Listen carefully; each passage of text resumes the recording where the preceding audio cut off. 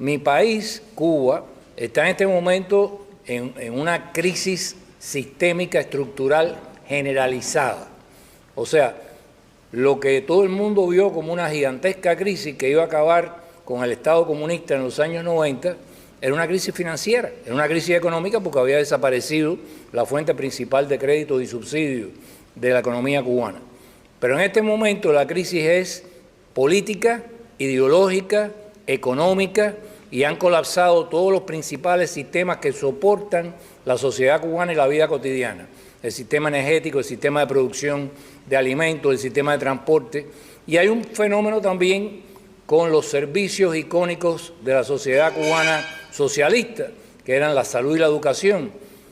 La nueva oligarquía que ha emergido en Cuba, en este nuevo estado de nueva naturaleza, que yo llamo mafiosa, repito, invito a cualquiera a ponerle otro nombre, no tengo dificultad con eso, el problema es entender que es nueva, se ha desentendido de los compromisos sociales del antiguo Estado comunista.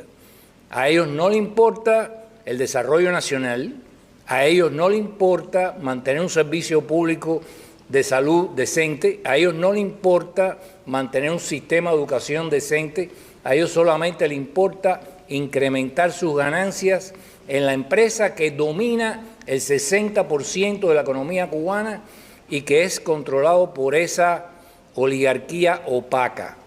Esa empresa no es cubana, se llama Gaesa, dicen que es militar y en realidad está registrada en Panamá como empresa panameña. Sus accionistas no son visibles, aunque tenemos más o menos un organigrama de quiénes son.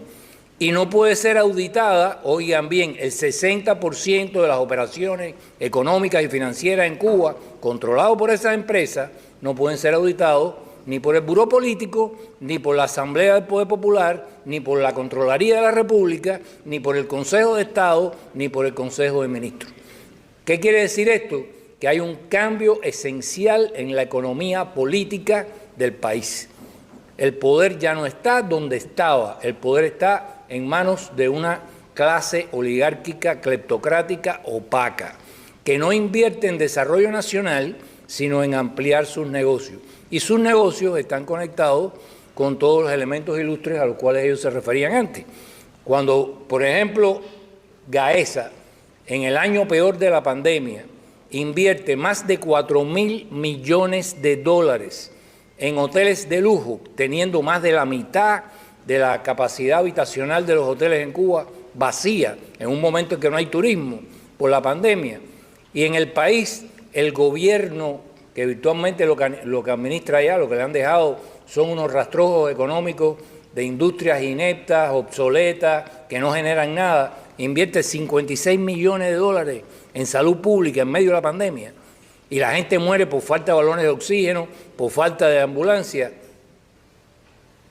¿Cuál es la inversión en desarrollo nacional que trae esta empresa panameña controlada por militares y civiles cubanos que no se sabe quiénes son, pero sabemos dónde está radicada? Esto es otro país, señores. Esto no tiene nada que ver con el Estado comunista, con las fantasías de la izquierda aquí liberal, no tiene nada que ver con las fantasías de los radicales latinoamericanos. Estamos ante un nuevo tipo de Estado.